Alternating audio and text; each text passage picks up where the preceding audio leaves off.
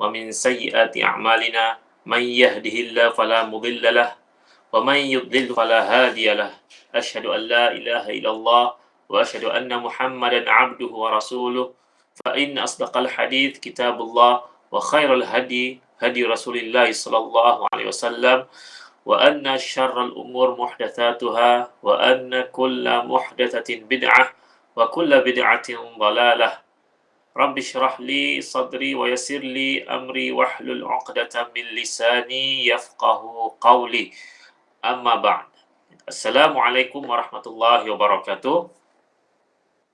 Waalaikumsalam warahmatullahi wabarakatuh. Jadi sidang jemaah Masjid Al-Ikhwan dan para pendengar muslimin dan muslimat yang dirahmati Allah sekalian. Jadi alhamdulillah pada malam ini kita sekali lagi menyambung kuliah maghrib kita terutamanya dalam pengajian berkitab kita. Kalau pada hari Isnin iaitu kita khususkan untuk berkaitan dengan perbincangan mazhab fiqh iaitu berkaitan dengan fiqh Syafi'i menggunakan kitab Fiqh Al-Manhaji. Jadi sudah beberapa bulan jugalah tertangguh hari itulah kan Jadi kalau tak silap saya hari tu masa bulan 3 lah bulan 3 kita sambung sebentar. Kemudian saya balik bercuti, lepas tu bulan puasa, lepas puasa raya, lepas tu PKP. Kan jadi dah tak sambung lah kan jadi lepas tu barulah minggu lepas Ustaz Sofwan tanya lah kan jadi kalau kita dapat buat kuliah secara online jadi ini pun adalah satu perkara yang bagus juga lah kan kita dapat teruskan sesi pengajian kita lah kan secara online inilah kan maknanya kita memanfaatkan teknologi yang ada pada hari ini untuk kita terus dalam menuntut ilmu inilah kan Jadi kalau kita teruskan perbincangan kita kalau yang dahulu kita bincang berkaitan dengan bab sembelihan ataupun az-zabihah az-zabihah.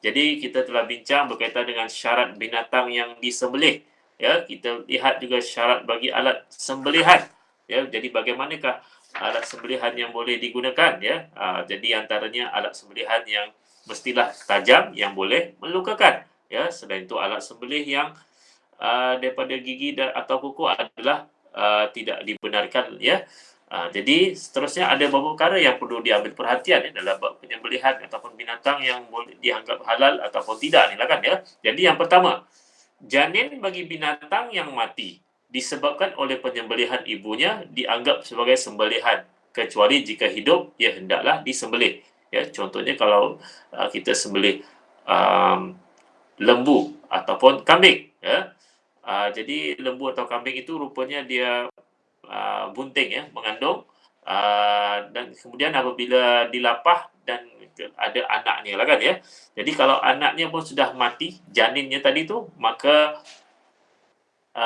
halal lah boleh dimakan tapi kalau masih hidup lagi maka janin tadi mestilah disembelih Ini berdasarkan daripada hadis Abu Sa'id Al-Khudri radhiyallahu anhu, katanya kami bertanya kepada Rasulullah sallallahu alaihi wasallam tentang janin, maka Rasulullah bersabda, "Kulu in syi'tum fa inna zakatahu zakatu ummihi."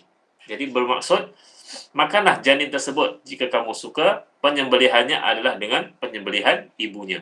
Maka maksudnya di sini maka cukup disembelih ibunya itu dianggap sebagai penyembelihan janin tadi walaupun janin tadi itu tidak disembelih maknanya dengan syarat janin tadi itu mati ketika dikeluarkan daripada perut ibunya Seterusnya, mana-mana bahagian di anggota binatang yang dipotong ketika hidupnya hukumnya adalah sama dengan bangkai dari segi halal atau tidak halal dan dari segi bersih atau najis kecuali bulu yang dapat dimanfaatkannya sama ada dijadikan hamparan, pakaian dan lainnya. Ini memberi maksud bahawa bahagian terpotong daripada haiwan dihukum sebagai bangkai Maksudnya kalau terpotong contohnya ayam terpotong dagingnya, terpotong kaki ayam. Kita potong kaki ayam yang masih hidup kan jadi nak buat sop ekor sop kaki jadi tak boleh ataupun lembu yang masih hidup,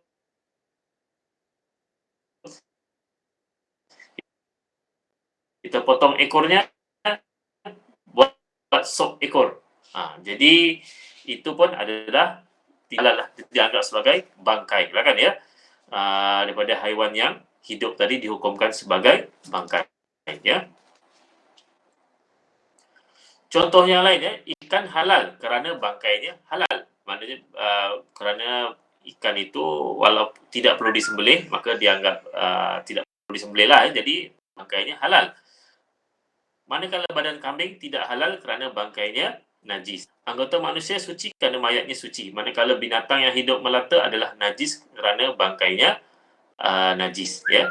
Jadi ikan itu halal ya, boleh dimakan ya tadi. Maknanya kalau badan kambing semua tu tidak halal, bangkainya najis semua. Jadi kalau kita lihat seterusnya, kalau manusia di sini, kalau contohnya kalau ikan ya, kalau ikan hidup ya, kalau ikan hidup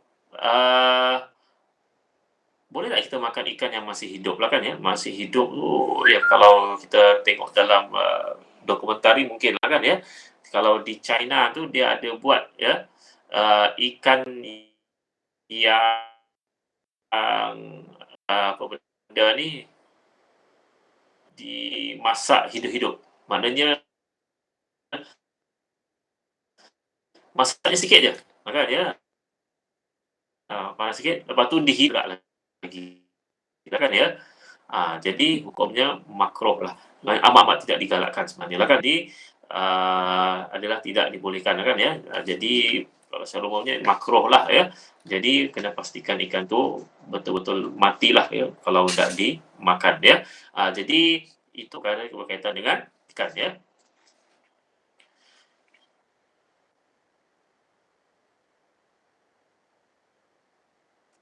Kalau kita lihat ya, hadis Nabi dari Abu Sa'id Al-Khudri radhiyallahu anhu, Rasulullah baginda bersabda yang bermaksud mana-mana anggota bahagian binatang yang dipotong semasa hidupnya adalah bangkai, kan ya. Hadis terusnya daripada Abu Waqid Al-Laythi berkata, ketika Rasulullah tiba di Madinah, penduduknya melapah lemak unta dan memotong ekor kibas. Lalu baginda bersabda, ma quti'a minal bahimah wa hiya hayyatun fa hiya maitah. Mana-mana anggota bahagian binatang yang dipotong semasa hidupnya adalah kan ya. Namun demikian terdapat beberapa pengecualian ya. Semua jenis bulu binatang yang dipotong semasa hidupnya dikecualikan daripada hukum tersebut dengan syarat-syarat berikut. Maknanya bulu binatang lain. Dia tak sama macam anggota binatang tadi, dia punya ekornya, kakinya, semua tadi ya. Kalau bulu ni macam mana pula lah kan ya.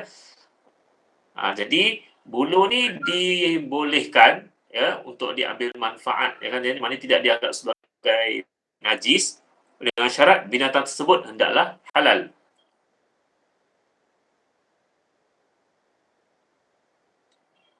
Bulu binatang yang halal ya. Jadi potong semasa hidupnya atau setelah disembelih mengikut syarat. Tidak ada masalah ya, sama ada bulu binatang tadi dipotong semasa hidup ataupun setelah disembelih. Jadi itu tak ada masalah. Dan bulu tersebut bukan daripada anggota yang terpisah daripada badannya